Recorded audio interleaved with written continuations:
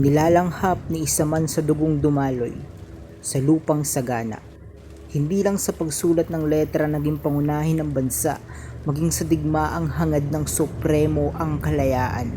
Subalit sa mga payasong may pansariling interes sa bayan, sila ang tunay na manlulupig ng pag-ibig dahil naupos na ang apoy at nawalan ng saysay ang agos ng tubig. Sana sa bayan na ang kalayaan at hindi sa mga gunggong ng hangad ay kasaganahan. Kasaysayan ng lahing pinagmulan at ipinaglaban ni Rizal.